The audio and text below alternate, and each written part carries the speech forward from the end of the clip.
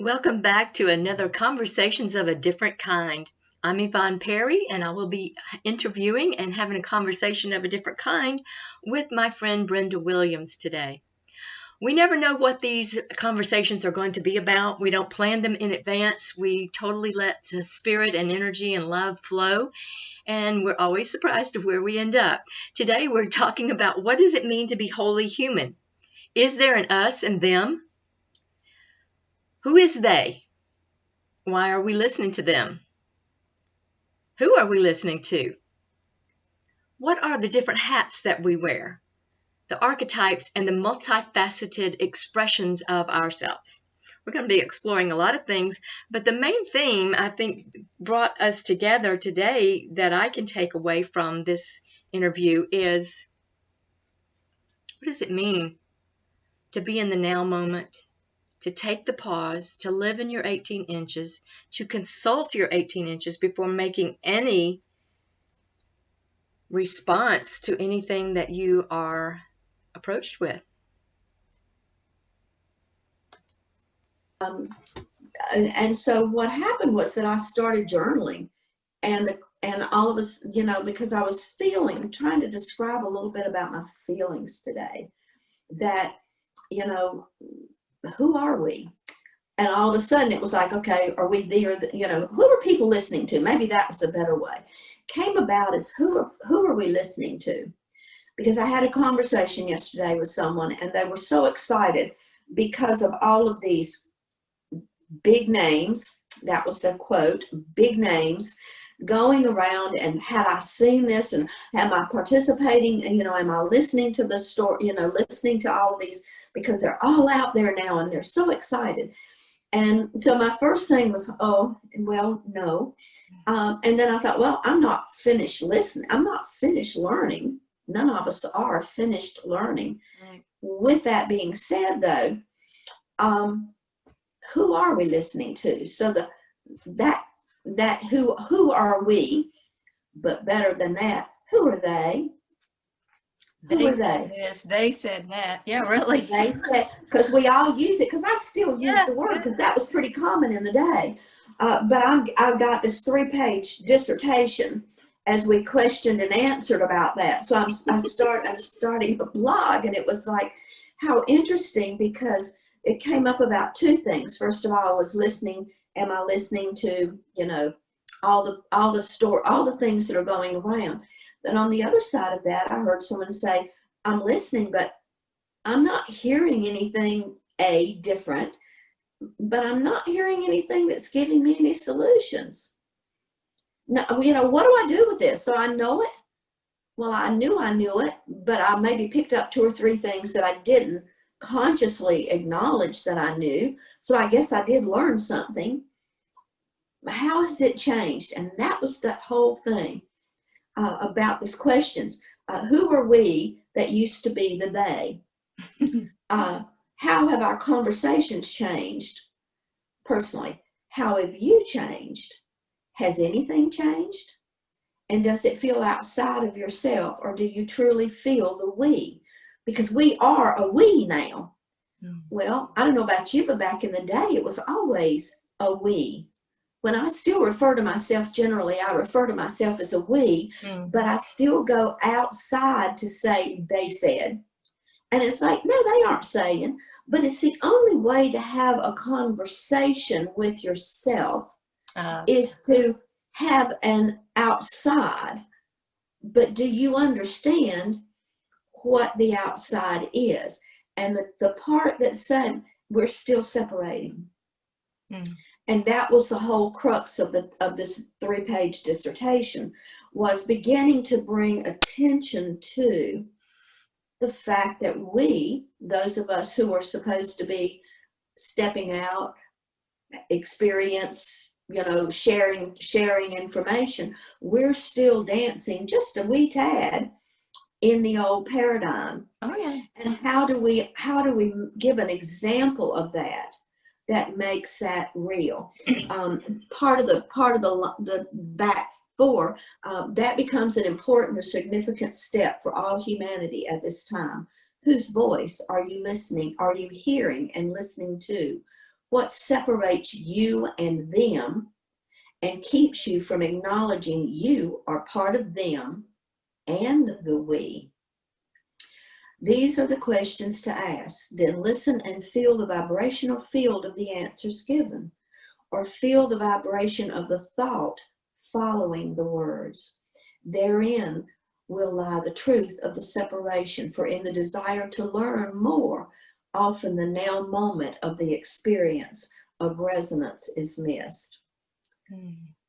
So each resonance within each now moment holds the key to moving from they to we, integrating into your holy human. Resonance, feel that statement, embrace those words, and find your full resonance or hesitation. Because when you're told you're listening to yourself, there's generally sometimes that moment of pause. Within each hesitation lies a moment to recognize your own gap and reset, self-adjust into the we of the now moment. It is simply a choice. So I'm looking across the room at the graphic of the 18-inch tube. And it's like, my question then was, is it our true, is the graphic, the 18 inches, is it our true connection to recognizing the us and them, me and you, and holds the vibrational field of the holistic concept, which is the we. The we is the holistic concept. Is that why the trivector human was originally called the holy, W-H-O-L-L-Y, human, not H-O-L-Y, W-H-O-L-L-Y, holy, fully integrated into the we. So I can, in that tube with no top and no bottom, I am now of the beginning and of the human and everything that goes on. And all of a sudden it was like, that's why that 18 inches still is the key to beginning to have a framework, a platform, maybe a framework. I still think it's a framework to give language to what we means. What does it mean to be we? So that's where I've been today. So when you're talking about we, that's everything you hear, both internally and externally from others? Yeah, because we as the bottom part of the tube on the planet are not separated from us and them. Right. We, as the top of the tube, are not ever separated from source or from me in the beginning. So all of that information is constantly flowing. Every time we see something that we do not approve of, do not like, pass judgment on, or just have an opinion, which is basically the same thing, we're out, first of all, outside. If there's any hesitation, we are outside of our tube. That's why the activity around the 18 inches and feeling the push in and the push out is so critical, because we have to understand both sides. If I'm hesitating, I'm pushing out because I either have an opinion or I'm not utilizing all of the wisdom from both sides. I'm using separation from the bottom. I've allowed separation to come into the tube or into my, that's why it's so important when it says also the vibrational field of the thought following the words. When we hear something, what's the vibration, what's the thought, our thought following the words? Is it a connected holistic thought saying, it's okay to be us and them. It's okay to be we and they. We have to embrace both sides, but we don't live in it. So who are we listening to? And are we taking that moment of pause to allow our wholeness to have a thought around it? It gets a lot more complex just in the ability to allow everything to come into the field before we express a thought. It got Complex is not the truth. It isn't that it's complex. It's that we're in such a hurry. We're in such a hurry to have some response, or some response to what we've said, or some response to the intent that we put out, because it goes on to talk about the intent and the significance of intent operating in separation. And the intent, that's why we manifest, to be careful what you ask for, because, you know, how carefully have you given thought to the longevity of that manifestation? Yeah, is it going to just be a quick, you know, thing that we're going to get gratification, but nothing's really going to change? How is it going to change everything? So it will seem like my today got to be really deep. It got to be really deep. So this 18-inch tube that we're in is not meant to separate us from others or from the energy of others. I mean, you've said before that the 18-inch tube is not the aura.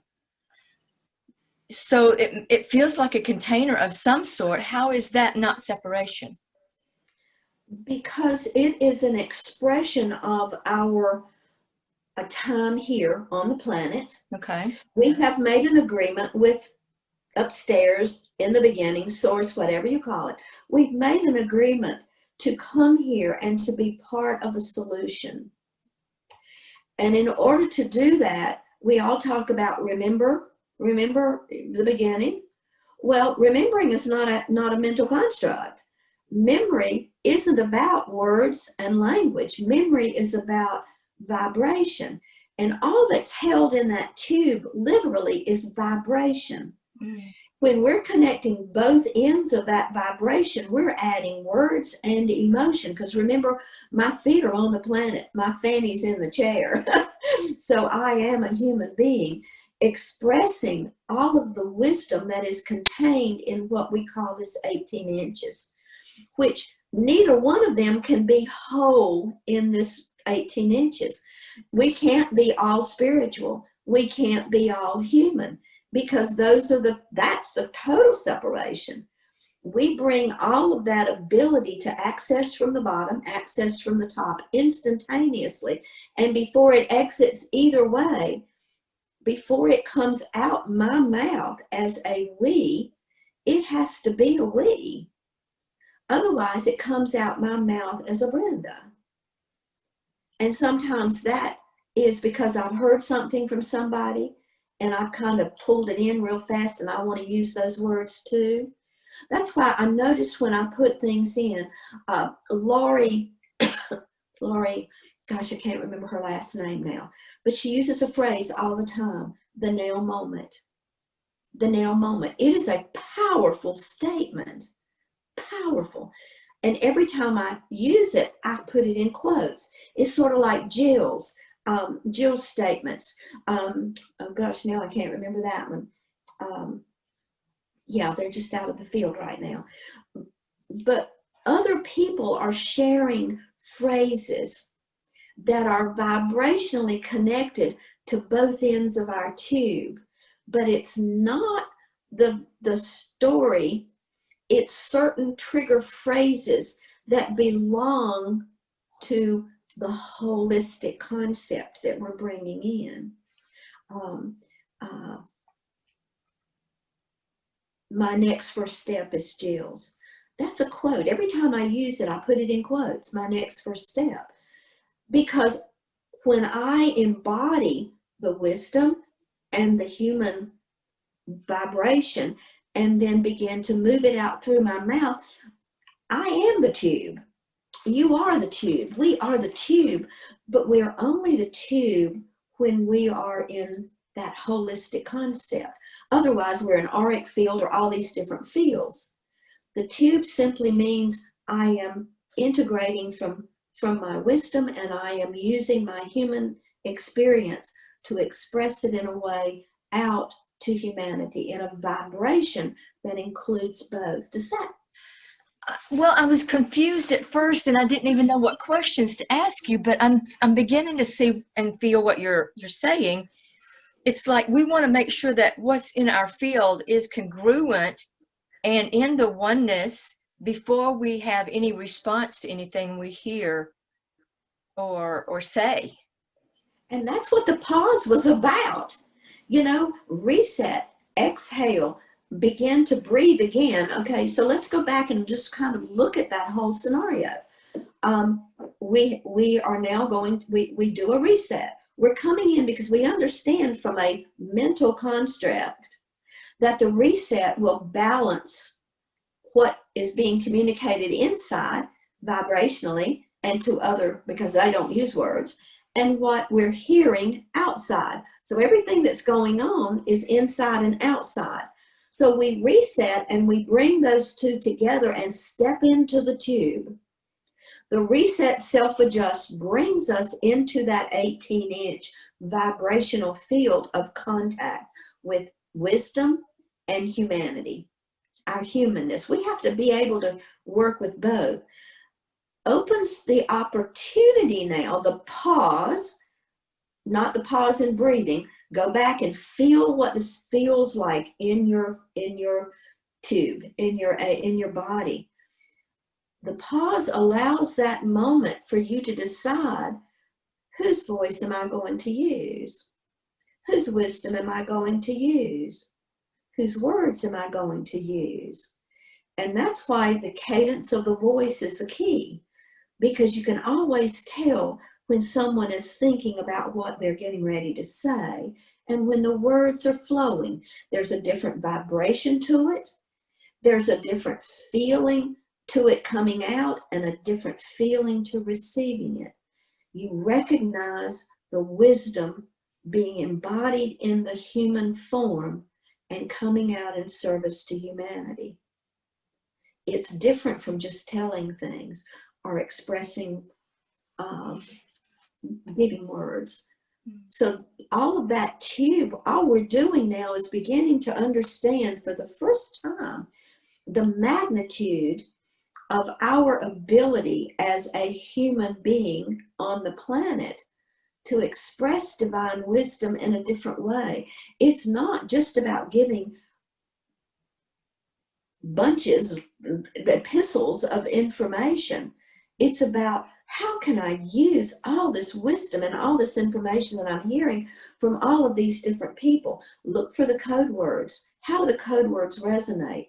When you listen to someone and there's something that particularly resonates in your field, take a moment and be present with it. Then let's talk about it. Because that's a moment when you begin to embody that vibration. We talk about the vibrational field and integrating it all the time. Mm-hmm. Feel the vibration. Well, in the human being, most people can't feel that vibration. How can we recognize it in another way?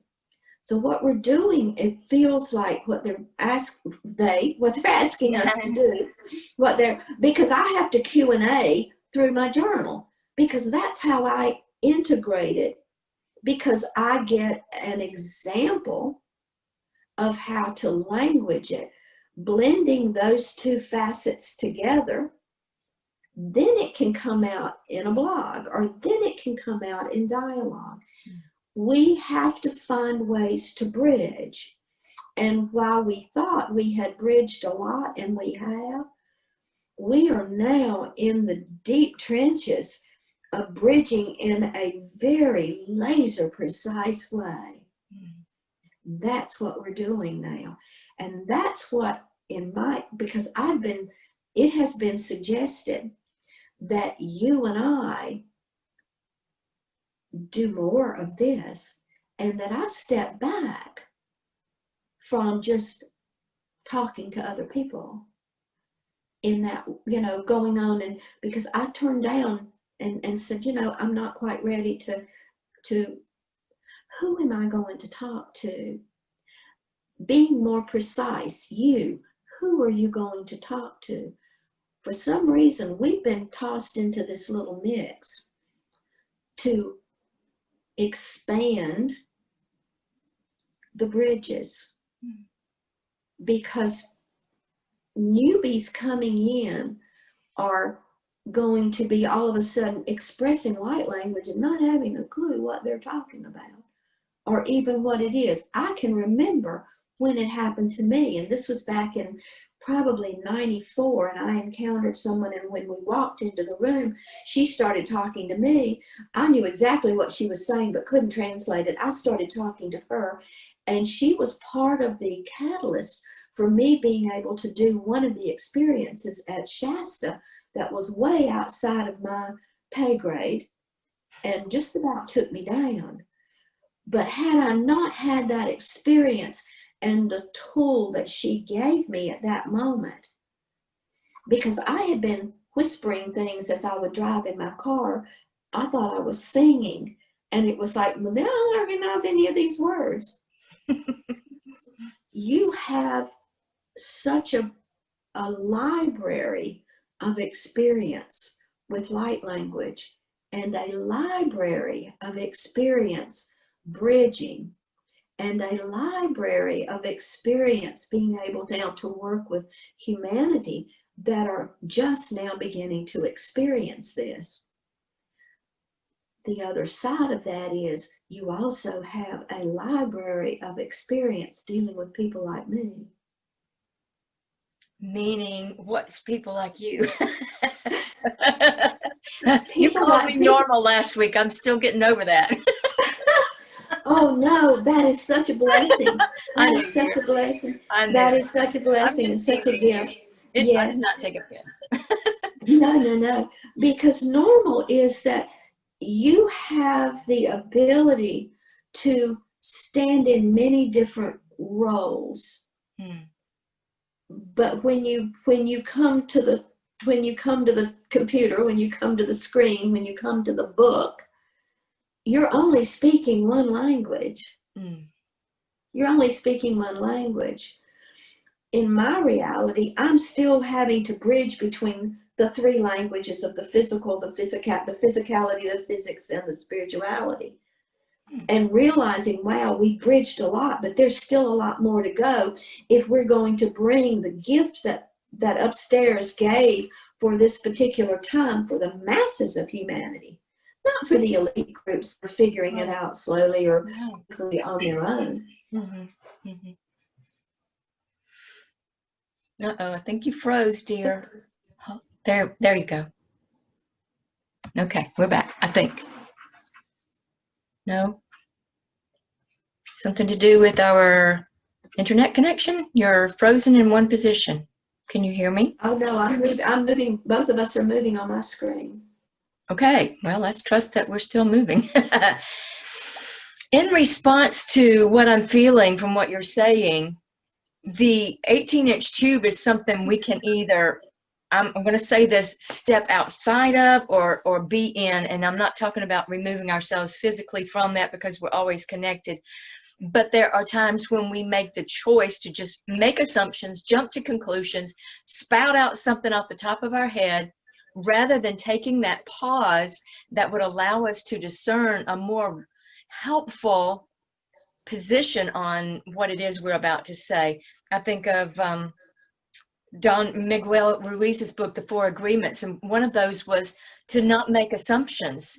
And then I think about Jesus when he was confronted with the woman who was taken in adultery. He didn't respond immediately. What did he do? He squatted down on the ground and started drawing in the dirt. What was that all about? He was taking the pause. Taking a pause. Taking the pause. And I how do I respond to this?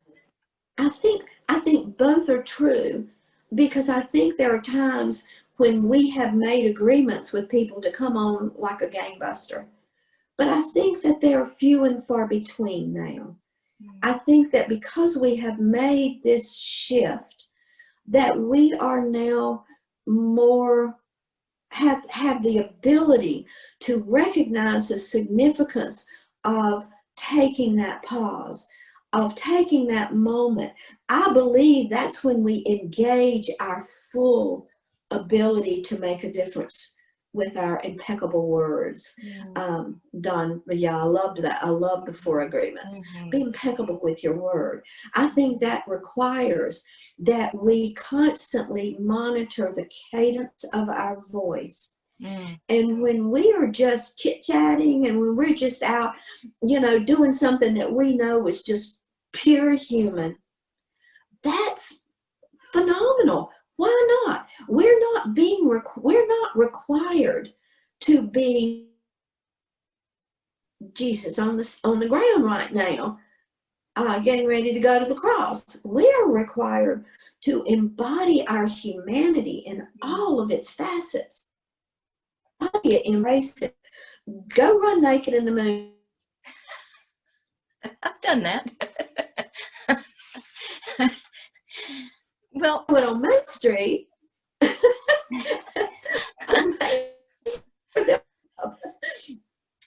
Knowing when to step out. I think that we're going to have to bridge between those moments when in the last paradigm it was okay to come out and thrust those words out. I think we have an opportunity now because we know how to do it differently. So I don't think we ever step out of our tube. Okay. I think our tube is with us constantly, always with the potential and the opportunity to say it in a way that is using words that may just rock their socks. What are you thinking? But in a way that says, what are you thinking right now? What vibration is associated with that, with those words that we're using? And right now, the impeccable vibration comes from the engagement of divine wisdom and the humanity of our humanness coming together. That's what embodiment is about.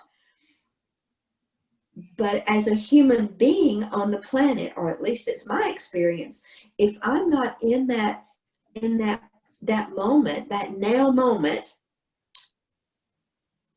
I'm probably not in that cadence of that vibrational field. So it's recognizing, what does that mean differently? I'm finding for myself that I am in that cadence more than I have been in the past. Right. And I'm in that cadence in more human situations than I have been in the past. It's not about, okay, I'm going to be wholly human today. It's not about that. Let me jump in my tube and be wholly human. It's a practice, a moment by moment practice. Situations arise that give you an opportunity to pause or blurt. Which one are you going to do? I love that. Maybe that's pause or blurt. Code word. Pause or blurt. And maybe that's a good way to refine the expression of that as people begin to utilize these tools. Because the physiology is going to kick back. It's having all it can do right now to maintain the flow of our wellness. Yeah, because we've got some really high energies that are coming in that the body is having a little trouble assimilating and bringing into integration. So I understand that. I want to go back to something that you said about me being able to wear all these different hats. I think I understand what you're saying by that. Oh, you're frozen again. Can you still hear me? Internet, Brenda? Are you still there? So, Brenda, I want to go back to something you said before about me being able to wear a lot of different hats. And I think I understand what you're saying with that. There are some times when I am a child. I feel it. I'm playing with my grandson. I am 10 years old, 12 years old. I'm 5, I'm 6, whatever. And I love it. And I'm fully engaged with that part of myself.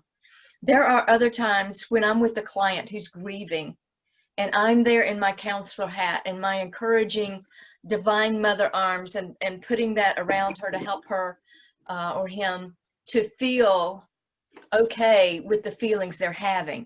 There are other times when, like yesterday, there are other times when I'm holding all of this together at the same time. And I think that's the holistic thing you're talking about. Yeah. I went to vote, and the line was, pretty good, long line, but I expected that. And I had the best time.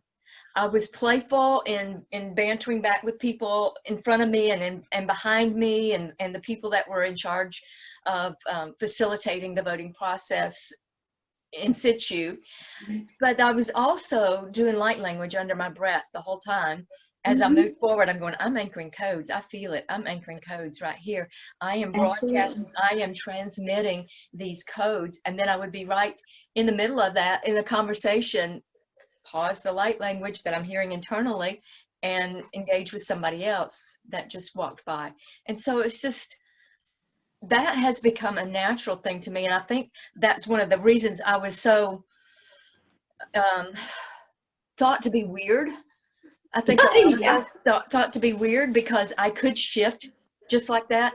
I remember times when I was growing up and my parents would fight and argue all the way to church, but as soon as we got to church, it's like, hello, sister so-and-so. It's like, maybe that had a good effect on me of being able to get my crap together and move into the next instantaneously. We were created as human beings in the beginning to be able to do that. We started thinking, is it politically correct? Is that a good thing to do? Somebody gonna think I'm crazy? Whatever. That's the thing from the get-go of our association that I admired about you, because you could just move in and out. I was so technical. I used to be different, but I forgot that a long time ago, because when I began to realize what my task was here, I took it on 100%.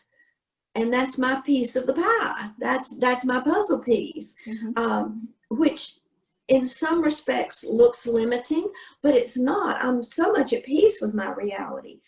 The other side of that, if everybody came to do what I do, or everybody came to do what you do, then where would the diversity be? Exactly. Where would the strength of our humanity ever be able to see someone else and say, wow, I really love that about them, but I understand this is my job, so I can't be them. Right, right. How can I be me and still be part of the we?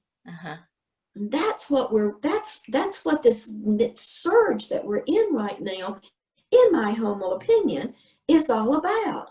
How can we begin to come together? We're basically on opposite ends of the spectrum, and yet I don't see any gap. I don't see any gap. So what have we done that allows this to come together differently, which will give a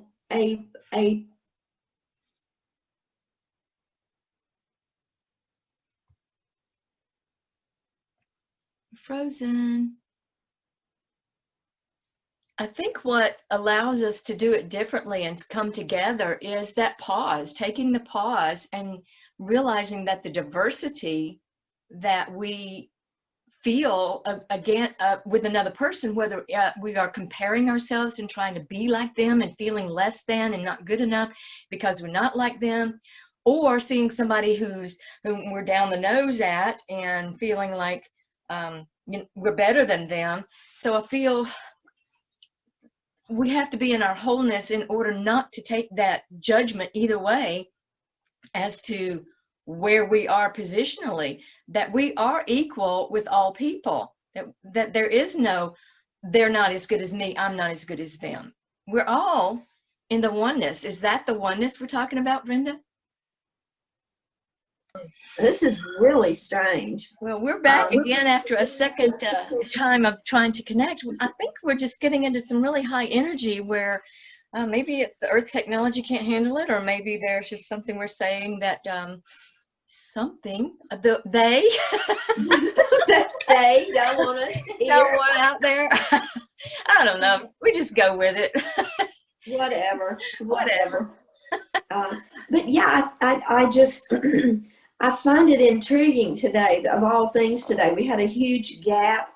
I noticed these people that are the groups that monitor what they call the Schumann. What they're doing actually is showing all the stuff that's going on in the cavity, which has to do with a lot more than just, it's like looking at so much coming in right now to propel us forward and move us through the density of this last surge that we're going to experience. And I think that's the urgency again of revisiting, because we got retrogrades. Hello.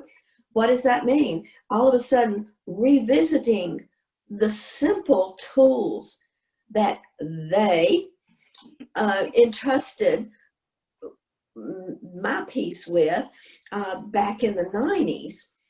Revisiting that, is that encouraging others who have pieces of the puzzle to revisit what they, and how can we make it more expanded? How can we give more tangible examples of the simplicity of these tools that we've brought? How can you, working with your light language group, give them the confidence to just let it flow and feel? How do you feel when you're doing it? Does it uplift? If it's not uplifting, what's your hesitation? Because the hesitation will be your own fear of becoming the holy human, being that trivector. Allow yourself to move to all the hats you've worn. Look at them again. Which ones are really today part of your passion? And which ones of them really belong to somebody else now? And which ones of them are the ones that they're going to be talking to someone else? Who are you going to be talking to now? And I think our audience is changing somewhat. I think that those of us that are coming together to see what this puzzle really looks like, we have to communicate with one another differently. It's not about, you don't have to learn what I do. I don't have to learn what you do. And we've even talked about that before. But all of a sudden today, it feels like we're bringing it into a new perspective. Yeah. When you were out there trying to get back on the call, I went on ahead and spoke what I was feeling at the time because I was afraid I'd forget. I'd wear a different hat. So what I was saying was, many times when we are faced with something that we feel is pushing in or out in our field, it's us comparing ourselves to someone else. It's us not feeling good enough, and we want to be like somebody else because we feel like who we are is not good enough. Or else we're down the nose at somebody else that we feel is less than us. And so if we can just neutralize that and say, diversity is beautiful. The difference I see in you and the hat you're wearing is marvelous. And I like my hat too. Yes, absolutely. It's not about us and them, me and you. It's about we bringing this together. Had an interesting... Oh, I knew it was going to freeze up again because I was feeling light language coming up. Okay, well, I just checked to be sure we had a good internet connection. But part of my yesterday was looking at, okay, I'd like for something to be behind me than just a blank wall and two doors. And I'm not in a space that I'm going to hang things on the wall, and because it's not my space. But what I did was I went to my daughter's and I got my lamp. That lamp has traveled with me since the early 90s. And I just loved it. And I went to get the lamp and I thought, well, I'd like to have a this or a that or something. And so I started monkeying around in this little town, Lexington, that I used to live in, where my daughter still lives now. And I went to this one little place that I used to go to all the time. And I walked in and there was this little table. Well, it looks just like a little table that I've left behind on one of mine. Very distressed, someone just painted it. It's very distressed. But I knew it was my table. But while I was walking, and that it would work, that I wanted it with my lamp, and it will be with me wherever I land from here on. These are no more leaving behind. But what was interesting, there's a picture on the back end of my bed that I haven't hung up yet. And what was interesting about that picture was I first saw it, I was drawn to it, but I felt my brother. Donnie was all over me, because we used to argue about our lineage, because Julian, in his word, are pure French. Well, I have no French in me. But I recognized this place. I recognized what this was about. And then I realized it's a little oil painting. And I walked around with it, holding me, trying to decide whether or not I was going to bring the table home. And then when I got up, I said, no, I want these too. And he said, well, this is by a very famous French painter. And I'm going, it's an oil. And I'm going, oh, okay. And why is it so cheap? It's old. It's very small. But it wouldn't have mattered at that point. You know how that goes. But the painting was going to come home with me, because I knew it was something about my brother, who was passed. And he went to France to move around all of our lineage. Yvonne and I got lines on me now, so you just get used to it. All of my from the blinds. From the blinds, I see it. From the blinds. Tip my nose myself. I couldn't see it. Never mind. So I brought it home, and the minute I put it behind my bed and put the lamp on my table, all of a sudden I felt like I was home. Oh. Everything changed in that moment. And I realized from that moment that I had brought in the tools to allow me to be my we in a way maybe I would not have been, because it's always been, well, I need to do this, or I should do that. The next step was, there's only one thing that I have to do: document, catalog, and be available. Who am I to be available to was my next question. And during that dissertation, and during that thing was, what is it that you want? What is it that you feel that you are here to do and you are here to share? And it is the simplicity of this piece that was left in my care back in the 90s. No more, no less. I don't have to, it's not up to me to do more than that. How do we look at what our pieces are and not want to wear another hat? When I look at the two of us, the thing again that I respect so much is that you're so easy, but you're also so able to step back into that childlike innocence as a grown-up, not going back to be, but to utilize it in your grown-up work with people, work with others, and work with yourself. What is my child like? Because I never was a child. I was never a child. I came into this world in a very complex situation, and I can go back and see pictures of me, but those pictures of me carry certain stories, and none of them were ever as a child. So I got a little distressed about that until I put that picture up and said, no, I don't have child experiences. I don't remember much of child experiences. And there's a reason for that.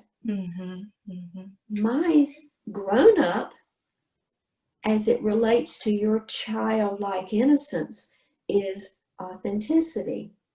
Being who I am in this moment, in this now moment, and being perfectly at peace with the fun of it, with the freedom of it, because isn't childlike innocence about authenticity and freedom? Absolutely.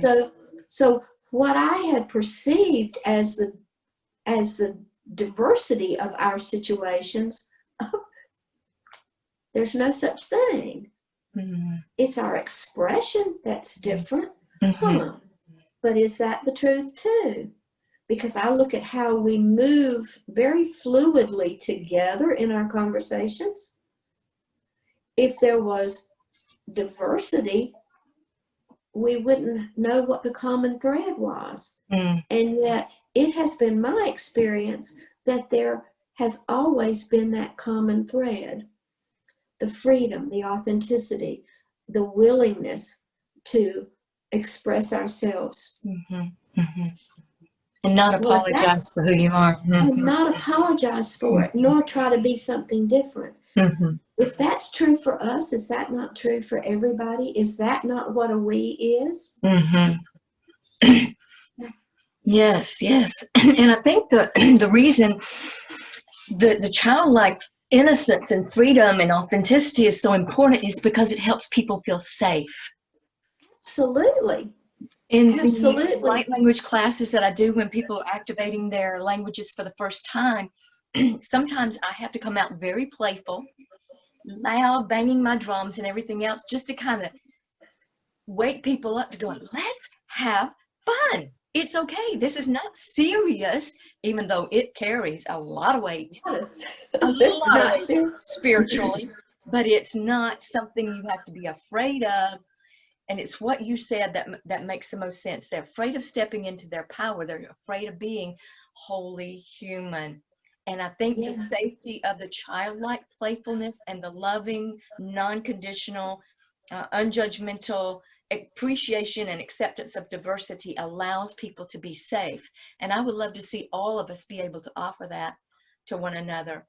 People take me in all different ways because whenever I go outside this house, I'm going to meet somebody that needs something that you're carrying, something that I'm carrying, and I realize that's what it is I'm available for.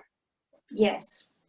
If I never did, so you see how we bridged the conversation. We bridged so many things. You know, while you were talking, loud and clear in my awareness, what I was thinking is, sweetie, you aren't here to be childlike.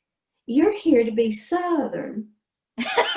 My Southern is my childlike way of cutting through the intensity and slipping into that thick Southern drawl that I can do. And all of a sudden it was like, oh, so I am a child. I'm a grown-up child, being what I couldn't be as a child because I was raised by two very strong women who didn't let me be a child. But what I have learned from that is that just that always just cuts through all of the intensity. So see, that's what we're here to learn from one another. People will let their guard down. The other one does. I'm sorry. People will let their guard down when they feel safe. And that's when you can really start to have intimate and deep conversations of a different kind with people and appreciate even their difference of opinion. When you're not coming at one another with attack, it's very fun to find out what somebody else believes, what they think, how they feel, and to learn something from them and even ponder and question, could I accept that as a truth and put that in my repertoire of things that I could utilize to help someone? And if not, I can just say, well, that's your stuff, and I appreciate you sharing that with me, but I think I'll just keep what I got. What I got, we'll wear the hat I got. I got 2 new hats, by the way, for winter, so it's like, I'm excited. It's going to be 78 or 79 here today. Yeah. Oh, my goodness. Can't wait to get outside. For the whole week, we're going to have very warm weather. But that's a gift, too, because there are things that need to be done outside right now. And people have to do that. But it's been interesting how this moves the way it moves, and how do we uplift? How do we continue to give people hope? And how do we begin to hear and listen to where our voices are coming from, and what voices are we listening to, and what are we hearing from them? Am I just hearing the tragedy, or am I hearing, wow, look at all the jumps we've made just in this conversation. I've made a lot of jumps in this conversation. Yeah, the fun thing is we never know where we're going to end up. We kind of launch with a conversation about how you feeling, and this is where we get to. Well, not only do we not know what we're going to say, I mean, where we're going with it, we don't even know coming on what we're going to say. Where is it going to start? What we're going to talk about today. I think we were going to talk about something else today. I think we were going to bridge in the trivector today. And, oh, well, we sort of thought we were going there, but.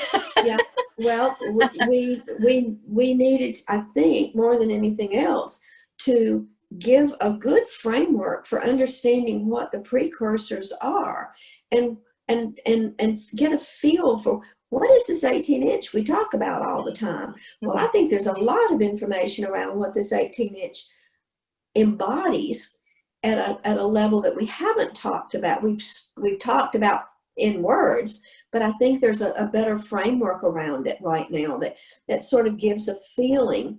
And how do you recognize these things in yourself? And what are different ways to recognize the pause? I think there's a lot of that in here too. That was a surprise.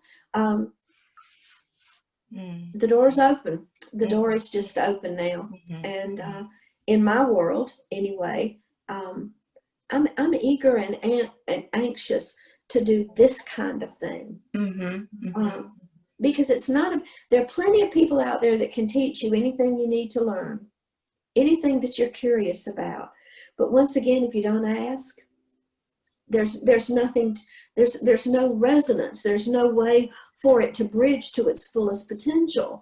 So to get people to understand that it's all about asking questions. That's all. Don't assume, ask questions. That's exactly what I was hearing. Don't assume, ask questions. Get clarity. Ask questions.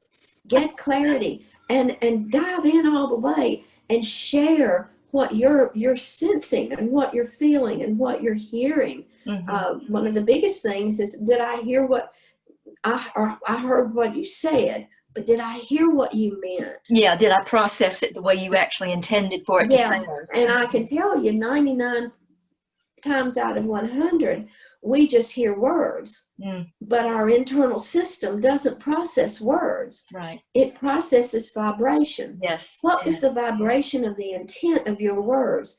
If thoughts, words, and actions are matching, I'm going to process exactly what you said.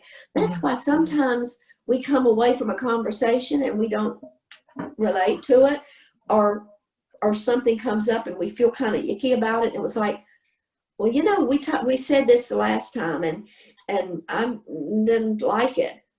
Well, what did you hear? Blah, blah, blah, blah, blah. Oh, well, that's not what I said at all. Oh, yes, it is. Well, it's not what I meant. Well, then let's talk about it in those two ways this time. Talk about your body language and your voice cadence and tone of voice. I had a person in my life that I was always trying to get them to see there's more to conversation and communication than just the words that are coming out of your mouth. Your words sound fine. I'm reading into so much more, and that's what's affecting me. Oh, Brenda, this has been such a good conversation and very helpful, I think, to me, I know, and to others. To me too. And you said something as we're wrapping up. One time you said that you were going to have some type of a place where people could connect with you, and maybe even both of us, where we could do a live call like this, where people could come in and join in with us and be part of this conversation of a different kind. Is that still in your going forward prospect? I think so, and I'd love to be able to do that. I don't have the technical expertise to handle that. I've never tried that before. Maybe we'll do one together, and then I'll see if I get brave enough. But yeah, I'd love to. I don't know how we go about that, but let's talk about it and figure out what I need to do to set that up. Because I have we could do it on the Conversations page on Facebook. I just don't know how. Okay. Well, we'll do a little research. The techie person. Yeah. I'll go play in the woods while you research that. No. Okay. Yeah. Well, I'm going out and learn gun safety this afternoon. Wearing another hat, are you? Wearing another hat. Something I never thought I would do. But anyway, gonna learn safety. Gonna learn about safety. Sounds very interesting. Well, I'll let you know. All I'll right. let you know where Thank that you so goes. much, Brenda. Thank you for Oh, being thank you a part of back. it. And this is just, you know, it's so much fun. And I think that's what's good. And I come away with a deeper understanding of myself. Anytime we are expressing ourselves in this tube, anytime we're in this zone, whatever you call it, we learn about ourselves. We learn our strengths, our weaknesses, the confidence will build, the insecurities are showing up, and the willingness to keep going, to persevere. That was part of what we promised. We all promised that we would be willing to stay at the table until this is finished, whatever it looks like. Exactly. And Even if you have to get back on Zoom 4 or 5 times during one call. and you know, that's going to probably be more and more common because I think it's so much more important to have the visuals. I think people need to see, even if they're seeing white lines across, but I think people need to see. I think there needs to be that human contact. And while it's much easier to do it another way, I think this is the way it has to be right now. Yeah. And so I'm looking forward to it. I'm ready. I love our Wednesday chats. I do And too. I'm just excited about these conversations because I think we've experienced the conversations of a different kind every time we come together. Yes, and that's what's fun about it. So I'm so happy to have you in this experience with me. Yes. Well, thank you for coming and playing with me today. Oh, I love playing in your world. You take care. Everybody, Yeah. good to see you. We'll see you again next time. Okay. Bye-bye, Brenda. Bye. And thank you all for being our guest today and listening. And please leave a comment below. Let us know what it is that inspired you today or that helped you to see things from a different perspective, learning more or discovering about yourself. We love to hear from you in the comments below, or you can contact us on our websites, which I will also post a link to in the description down below this video. Blessed be. Namaste. Have a wonderful, wonderful day. Bye-bye.